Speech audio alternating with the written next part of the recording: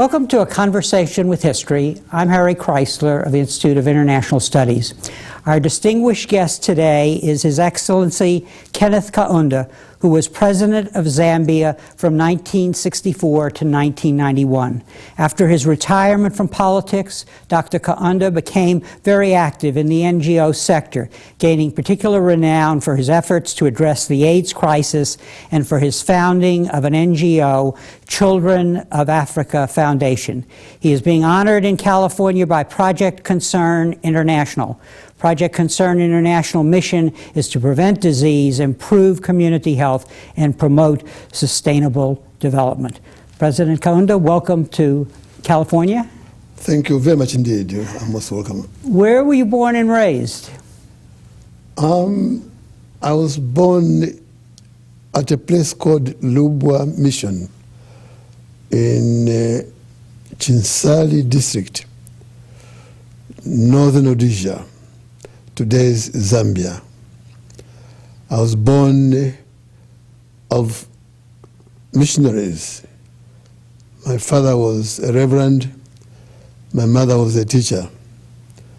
They came from a place called Nyasaland, today's Malawi, and traveled to my home in northern Rhodesia, and I was born there as last born in my family. Mm. And your mother was, I read somewhere, the first teacher in Zambia? I'm afraid so, yes.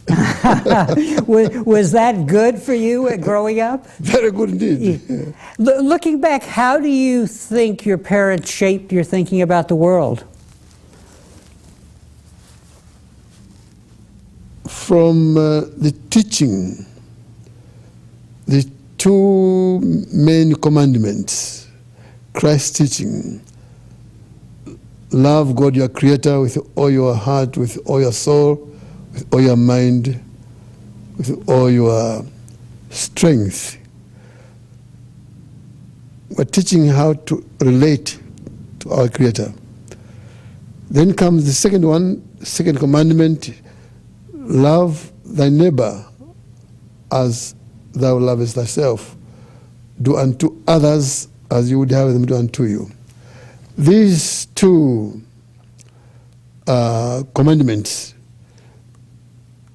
have stuck with me and have found them very useful in terms of guiding my thoughts, words, and deeds. And you took these to both your careers. First, you were an educator before you became a political leader.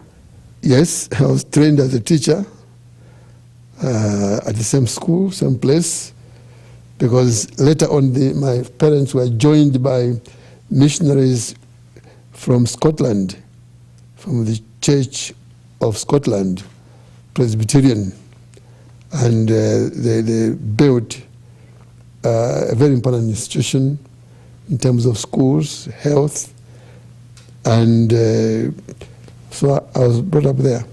Was it hard to make the transition from education to politics? Not really, because even at the place where I was born, as I was growing up, I could see clearly the differences in terms of treatment between my parents and the white missionaries. Yet both were missionaries, but there was a difference in the way they were treated. So I began to talk about such things, and so that place also helped me to try and help build a better society, a society where human beings are human beings. So you're saying that you sensed the way people were being treated differently, and so in your mind it became important to empower your own people to achieve that equality. Precisely. That's very, very true. Correct. Now, you also, where I'm going here is I want to get a sense of political skills and how you learn them and your advice to students. But you worked for a while for colonial administrators. You honed your skills as a official of government in that way. Talk a little about that.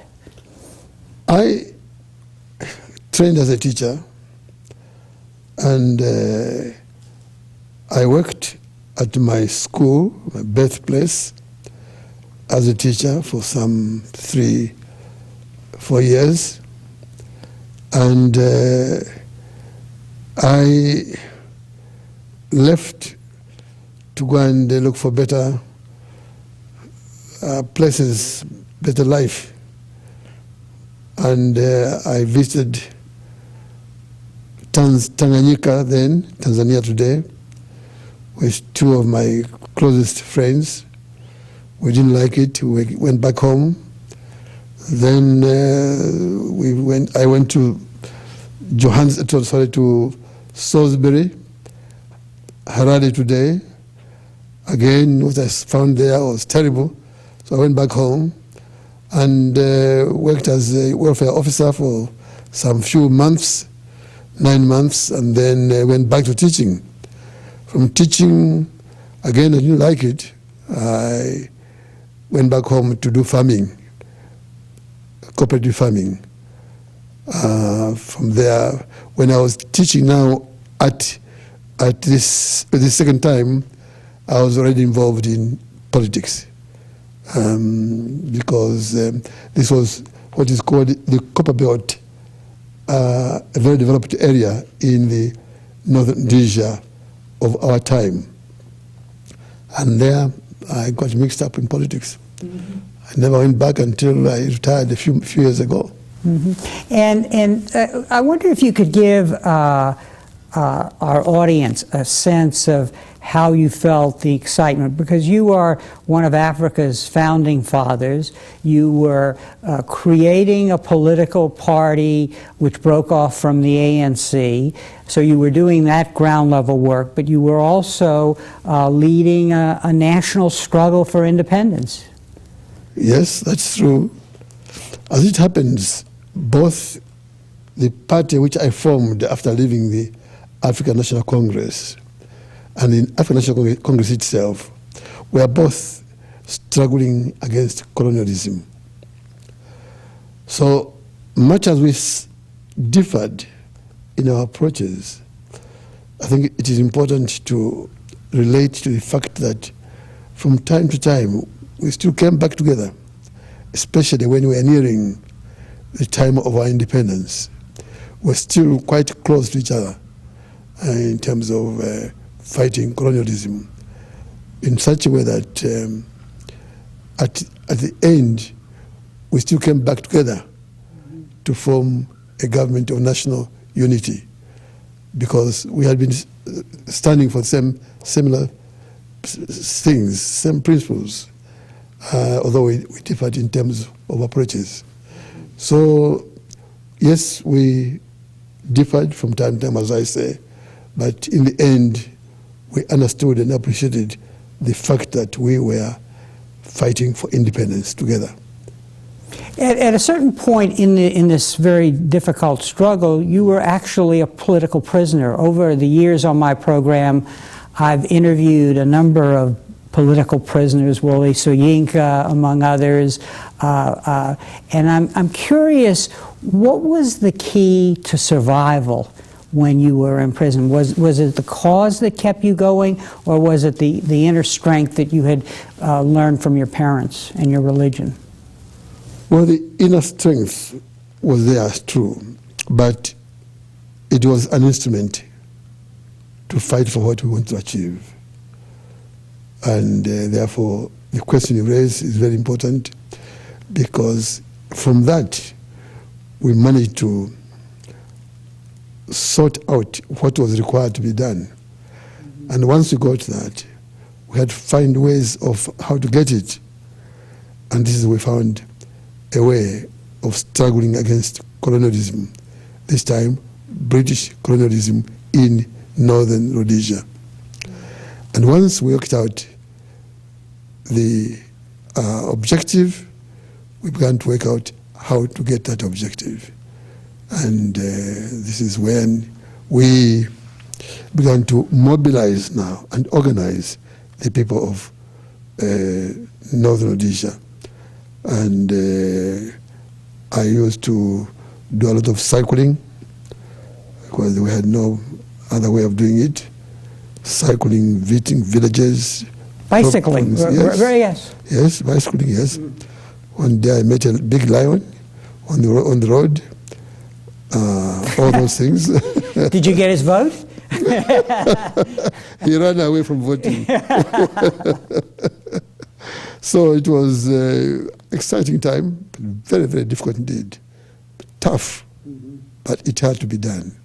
And did it sounds like as part of this communication and reaching people, was political education, which is what you were doing, was it like education that you had done, when you were a teacher? No, different, in the sense that when you went out to visit people in villages, in towns, for that matter, you were talking about what was wrong with the government. You were talking about what we should do in order to get a better situation for ourselves and for our children. This was different from what I was doing when I was a teacher. In the classroom, I was teaching kids, young people, young boys, young girls. But this time I was dealing with their parents, and trying to explain to them what was wrong: poor education, poor health services, what was wrong, bad roads, no food, and so on, so on, so on. These are things that one got at the center of the struggle, and that this could only be made better if we got our own government and controlled things. That's how this came about. Our interviews are watched a lot by students all over the world, and I always like to ask distinguished individuals like you to reflect on your life and tell us what insights you have about the skills that are required for political life. The students will deal with different set of problems, and we'll talk about those in a minute. But what it sounds to me like courage is very important. Just starting off from what you've said. Another very important question, Harry. First of all, there must be determination to do what is right, knowing that in a British system, you might have to go to prison, away from your family, away from everybody, and you're just going to be a prisoner. How long? You don't know. And it much depends on what you do, what goes wrong according to your colonial masters. You have to think of all these things. And once you make up your mind that you are determined to go ahead, regardless of what happens, then of course you say, yes, I am going to do it. God is great. God will guide me in my thoughts, in my words, in my deeds, whatever I think, say, and do. Once you decide that way, you are then ready to get moving in any situation, regardless of what comes to you. And then, yeah, almost there.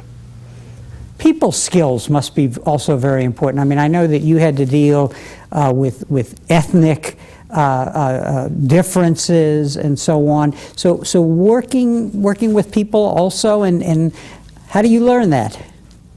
I think the first thing, Harry, is that you have to love people.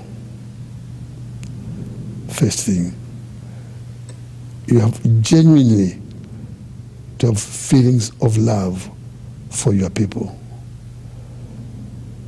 And when you look at what is happening in society, all that angers you, disturbs you, and so you decide, I am going to participate in this fight to establish something better, so that my people can have something better than what we are going through now as a people.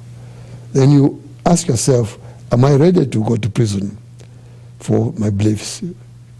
If the answer is yes, it's very good, you go ahead. If you can't make it, you must be honest with yourself and say, I'm sorry, I cannot participate in this because I can't go to prison.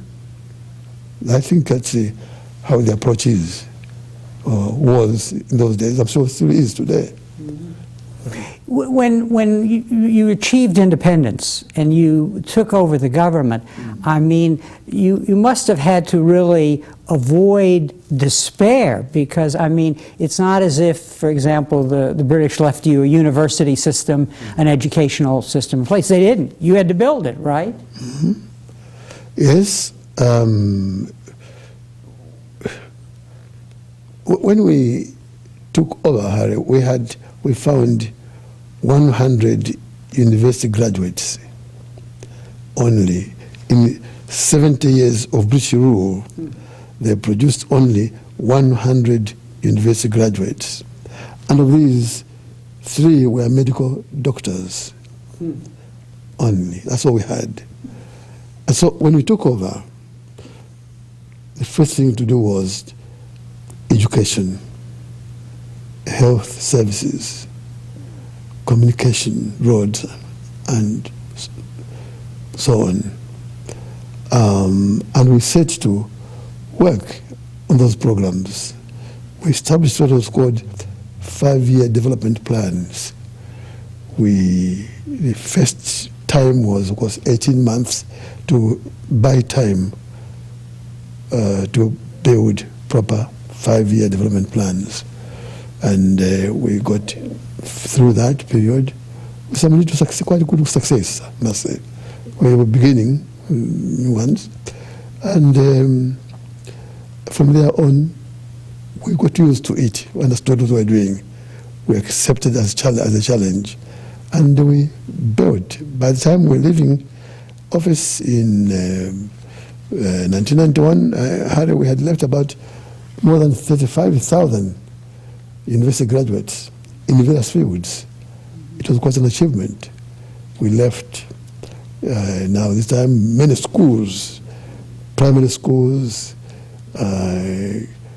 colleges, and universities.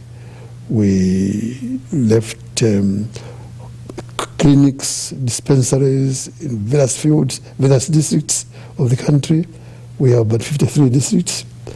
We covered all these facilities, district hospitals, ending up with general hospitals, 1 in each province, 8 provinces, and the 9th one was the capital. We built there a teaching hospital, what we called University Teaching Hospital. So we had established something quite decent by the time we were leaving office. We're very proud of what we achieved. As you achieved independence and you governed your country, you're constantly dealing with the international economy. We now call the new word is globalization, the buzzword, but I think it would be interesting for our audience to have you reflect on the vulnerability of a poor country. Once it empowers itself to achieve independence, to begin its national politics, to actually navigate this international economy where suddenly the price of copper, for example, can fall precipitously. Talk a little about the problems that you confront in trying to realize the best intentions because of your dependence on the international economy. Right. Another good question, Harry. You see, we were not only fighting for independence of Zambia, Northern Rhodesia had become Zambia. We were also very much concerned with seeing to it that our neighbors in that region also become independent. Angola, west of us, Mozambique, west of us, Zimbabwe, south of us, southwest Africa, Namibia today, and of course South Africa itself. These were being run by colonialists, settlers, apartheid elements in society, people who did not believe that people of all races were God's children, people who believed that they were put on earth by God. They formed churches which were only for whites, and the blacks could not go there. So it became openly apartheid. Mm-hmm. So there in South Africa, it was there in Zimbabwe, it was there in Angola, Mozambique, and various colonial systems. And we decided that we had no right to say, yes, Zambia is independent. We had to do what Julius Nyerere, that great son of Africa, in Tanzania, Tanganyika in those days, was doing. Julius Nyerere brought in all liberation movements from these countries and gave them liberation centers in Dar es Salaam, the capital of Tanzania. And it was, we ourselves were there, Zambia and Northern Rhodesia, we were there, we had our own offices there. Now, as soon as we became independent, it was our duty now to do what Julius Nyerere had been doing. We opened our doors and all liberation movements moved from Tanzania to Zambia. That meant being bombed from time to time by South African planes, war planes, Zimbabwe, Rhodesia in those days, the Portuguese in Angola, the Portuguese in Mozambique, the settlers in Namibia. All these were now attacking Zambia because they wanted us to fear that accommodating liberation movements meant being bombed, bridges being destroyed, you build, they bomb them again, and so on. Oil places where you hide your oil, they come and boil and destroy those. This is what life was. But it was something we had to do. When God says, love thy neighbor as thyself, do unto others as you would have them do unto you, there's no choice there. You understood that. We understood that. We accepted it. We worked together. And I remember one good missionary wrote a book about my humble self. And he asked President Nyerere to put an introduction there. And he said in this introduction, if Kenneth Kaunda and the people of Zambia had decided that it was too difficult, like Dr. Banda in Malawi had done, we would not participate in the struggle. President Nyerere wrote, we all would have understood that this was the right thing for him and the people of Zambia to do. But he said they went ahead because they believed in what they were doing. So you can see that all other people who understood the situation there were realistic enough to make that point, that it's a very, very difficult situation. But we're committed. It is right that all people, God's children, should be free from oppression of other people. And today, it's wonderful to be able to say, yes, we suffered, but the price was worth it. Everybody now is free.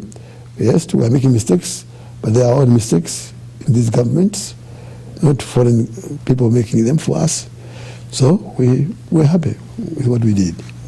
So, in a way, you're dealing with multiple problems in your role as the first president. You're empowering the people to enjoy their own resources and benefit from them. But at the same time, you're recognizing and fighting for the same goals for all your brothers and sisters in other parts of Africa. Indeed, Harry,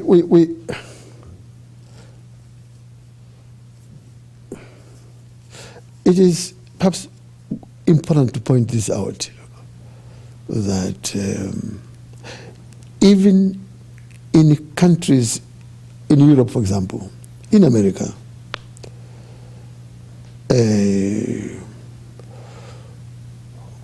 when I used to go to America to go and tell them about South Africa. I was supporting South Africa. I used to try to explain to them different governments. First one I gave here was to President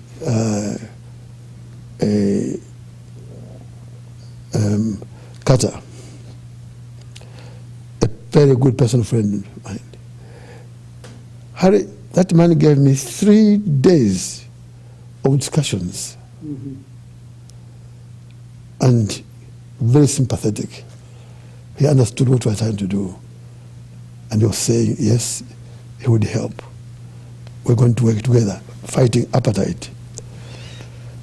Now, another one came in, Ronald Reagan. From California. From California, yes. I went there again to explain this thing. And I could see the differences between the two.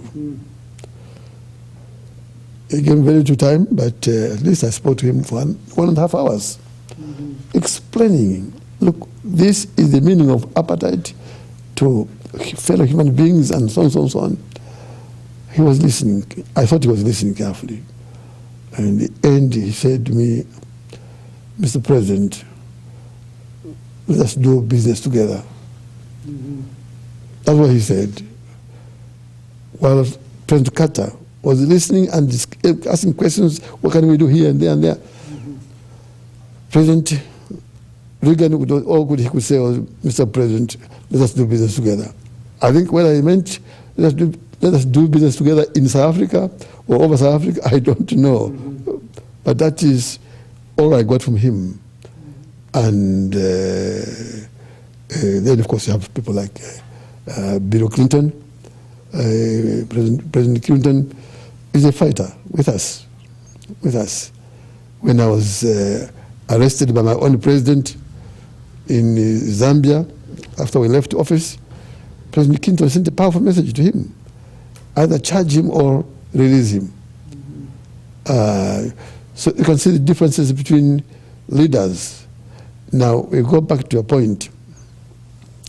This is, what I'm trying to say here is, here you are, the West, on which copper markets depend, has leaders who may be supporting apartheid, who may be against apartheid.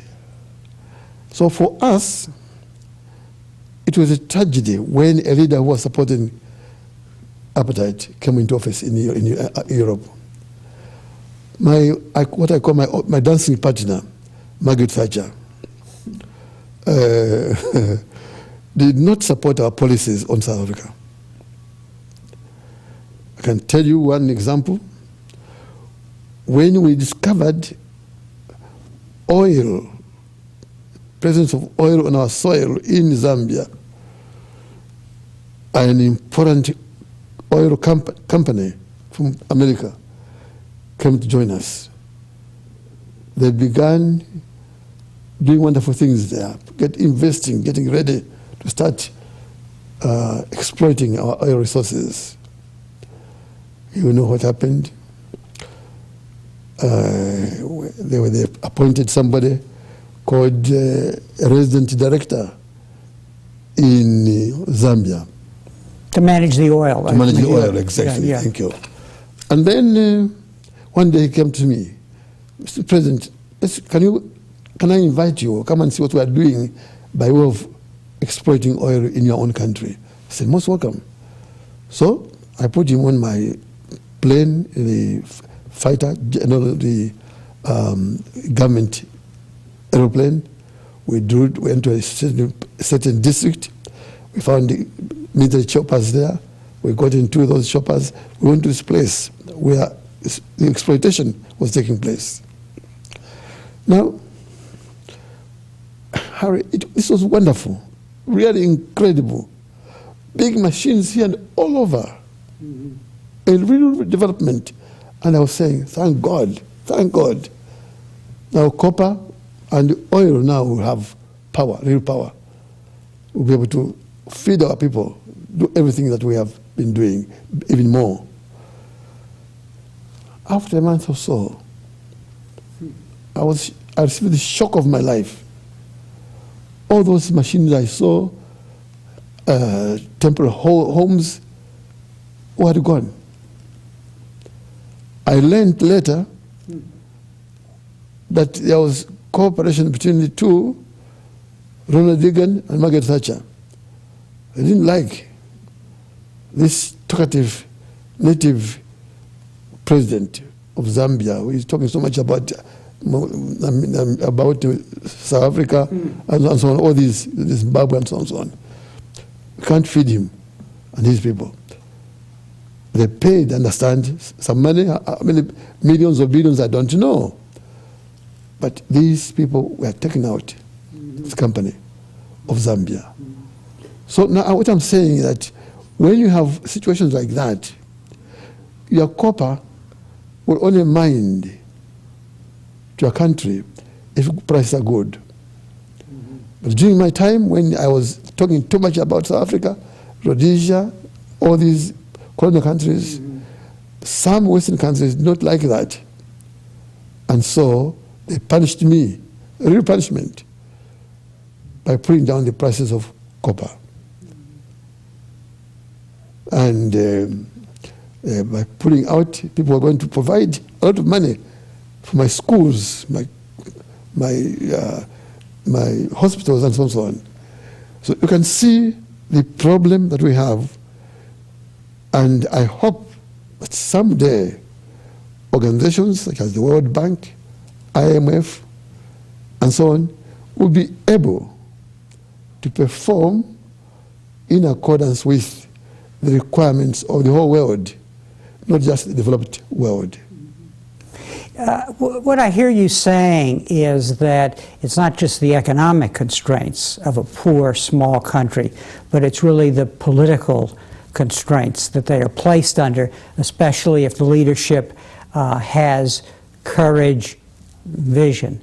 Now, we're transitioning into a new world of globalization, a world in which at least parts of the world are sort of recognizing the common problems that we all face: poverty, disease, and so on. I know that you are seizing this time to actually use your political skills and offer a vision that contributes to this. Do you believe that in solving some of these problems now, one really has to turn more and more to the NGOs to address problems such as AIDS and poverty? I have said, Harry, that you have people like Bill Clinton, my friend Carter. You have many others. These countries in Europe, Scandinavian countries, Sweden, Norway, Denmark, even Holland, for that matter, a number of countries like that. In countries like Britain, America, you have ordinary citizens, also some of them NGOs, church leaders, who stand up against any type of destructive approach to these problems of development. The investors will invest, but if they don't have the right approach to problems, they will not use that money also to help make profits, and I accept that. Investors are investing to make money, to make profits. It's welcome. It's right. It should be so. But once you make profits at the expense of the people whose copper, whose oil, whose this and that you're exploiting, you leave them completely with nothing. I cannot accept that type of thing at all. I'll fight that if I have the means to do so. When I was in office, this sort of thing I don't accept. When I stood on apartheid in South Africa, Rhodesia and so on, so on, copper prices in 1980s went down miraculously in a terrible way. And we understood. And so these things do happen. But I'm not saying all people in Europe, all people in America are bad people. No, I've told you 2 presidents I knew. My first man who introduced me to good politics was Abraham Lincoln. I read about him. He influenced me very much indeed. So to me, color is immaterial. A human being, God says, love thy neighbor. This neighbor is not defined in terms of color. It's not defined in terms of tribe. Not even in terms of faith. Because all of us are God's children. He loves us. I was very happy when President Bush kindly invited me to be present when he was announcing his Global Fund thing. The Millennium Fund. Yeah. I was very happy. I was grateful. I haven't benefited yet from it, but when I do approach them, I hope they'll be able to help fund that fund will be able to support my program. But I'm not taking that for granted. President Bush's organization can only support me once I go to them and give them my submission. This is what I want to do. If they think it's all right, it's good, they'll support it. That's how I think he invited me to be present at his launch of that good program. So this is how the world is. That's how I see it. But the most important thing, Harry, is for us to accept that we must work together in this world. I'm here, for example, to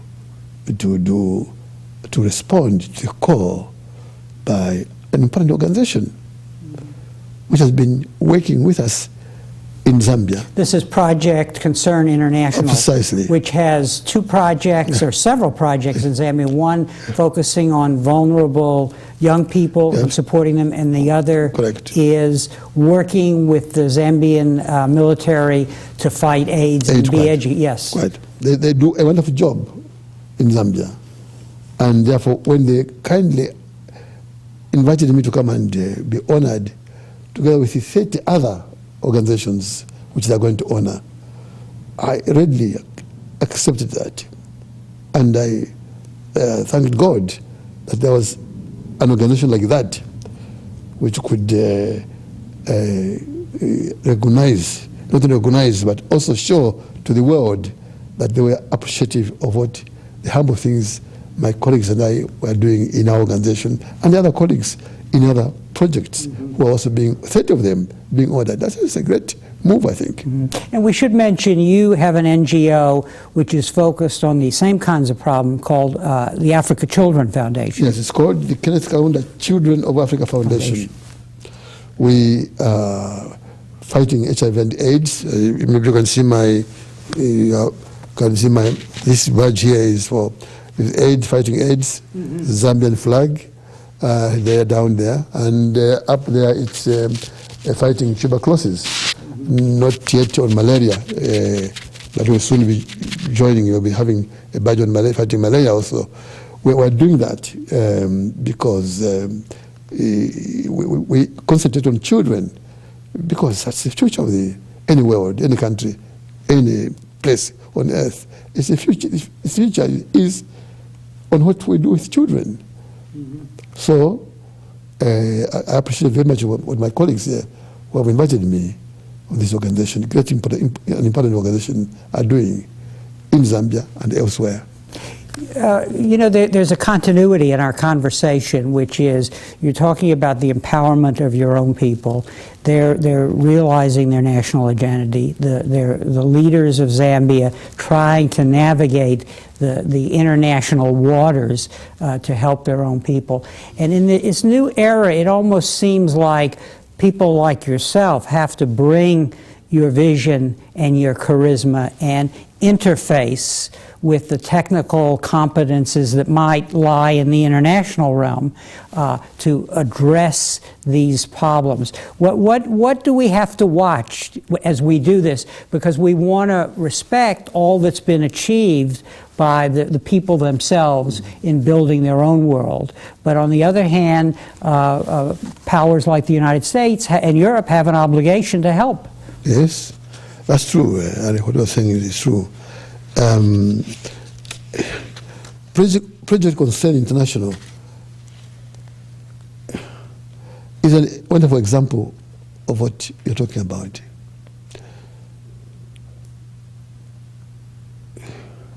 They can't do that on their own, alone. That's why in their wisdom they identify other organizations such as the ones they have now are going to honor here in various parts of the world, especially Africa.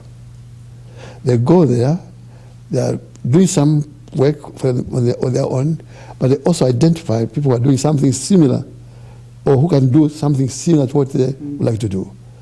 So it's joint effort across anything artificial. Just realizing and accepting that the human being is one God's child. Man east, man west, man north, man south. No woman should be angry with me that I'm leaving out a woman. It is every human being, east, west, north, south. And all of them must be looked after by all of us. Those who can do something must come together and do something about this. So that's why I'm saying that the world is not lost yet to the concept of Christ, of loving across anything artificial.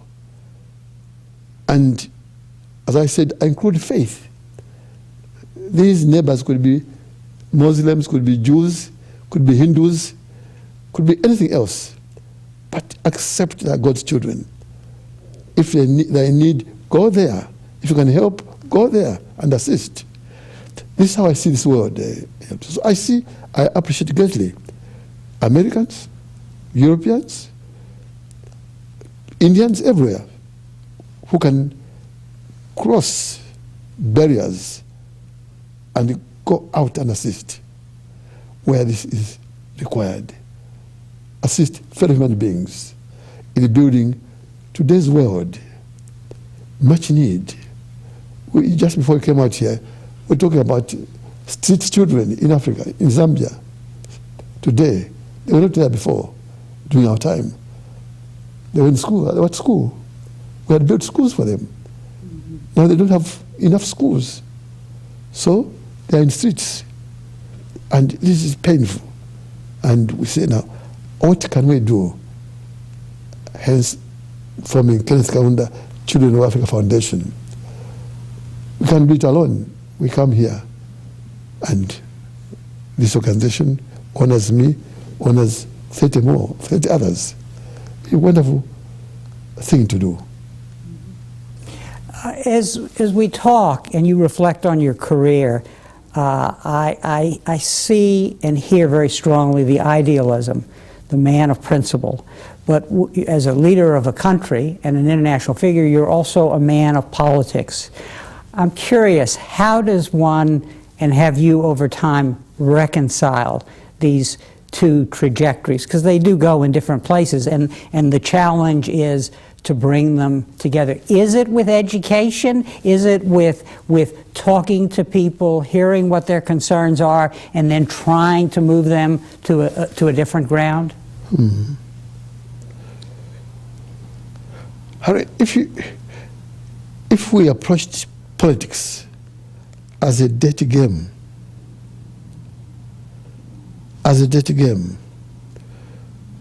we are very much on the wrong course, because politics is supposed to be an instrument of justice, fair play, good behavior towards your fellow human beings, regardless of color. When I come here and look at you, you look at me, nothing crosses me about your color. Absolutely nothing. I just see you as a fellow human being in any situation, Harry. So once you make that program, that approach to life, you then are prepared to suffer for fighting and ending AIDS. You must do everything possible to help fight AIDS, regardless of people who are involved. At the moment, the hardest hit part of Africa is our region, Southern Africa, by AIDS. And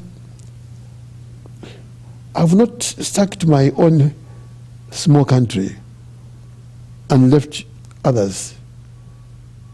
It's my duty to cross borders and talk to my brothers and sisters about AIDS. Within the country, I must talk to everybody. For example, one day, I was working with an American organization.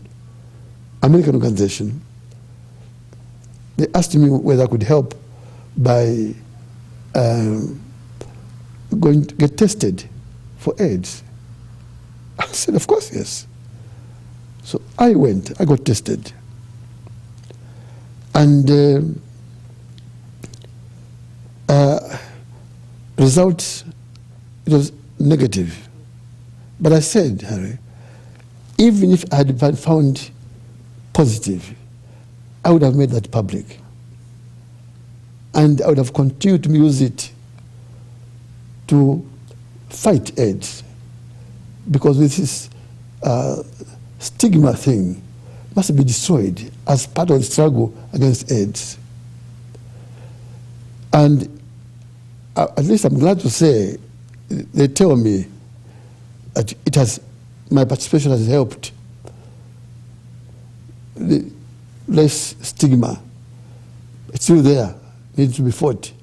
But at least we have begun to fight stigma in a practical manner.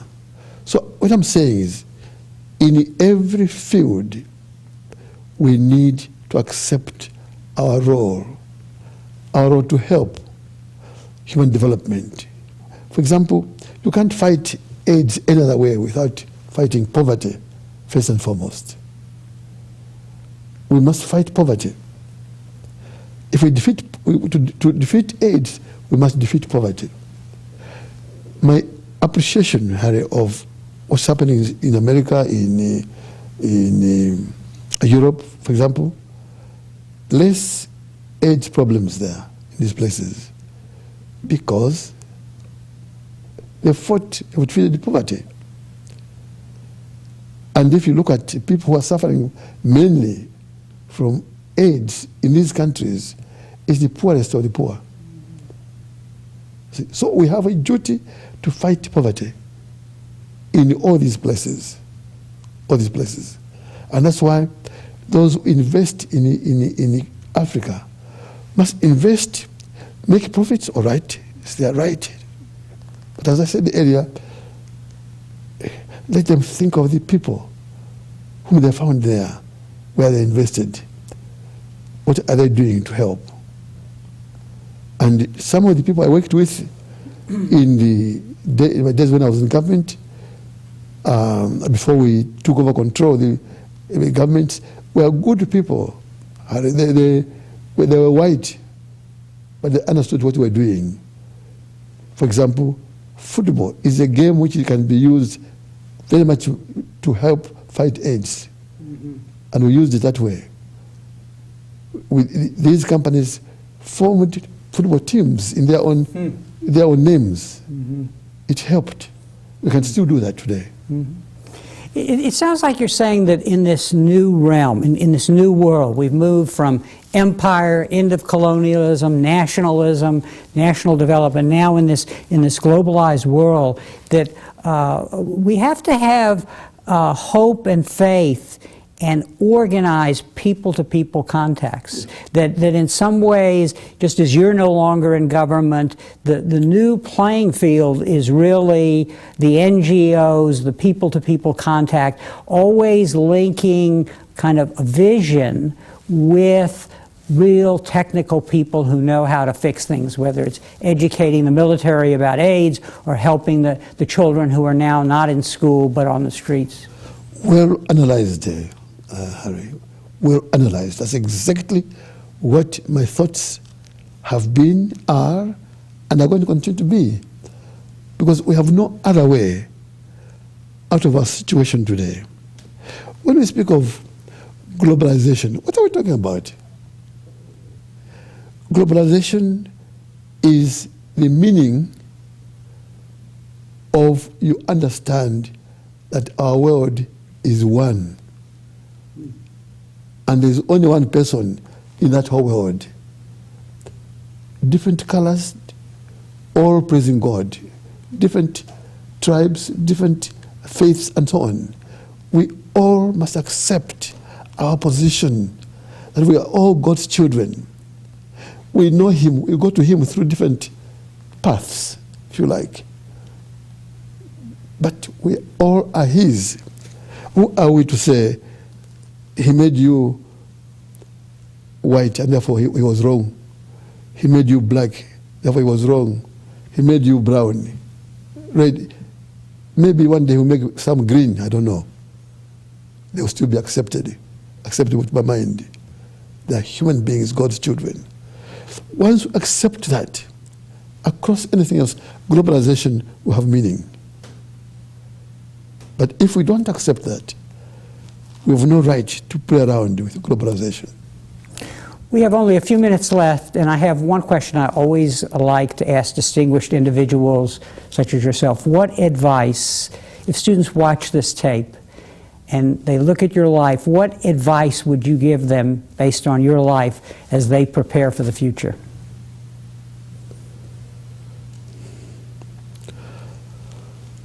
Nothing better. Put into action, love your neighbor as yourself, do unto others as you would have them do unto you. On that very positive and moving note, President Kaunda, thank you very much for coming to San Diego to be honored by Project Concern International, and thank you for participating in our program today. It was a great honor. I'm grateful, Harry. Thank you. Thank you. And thank you very much for joining us for this conversation with history.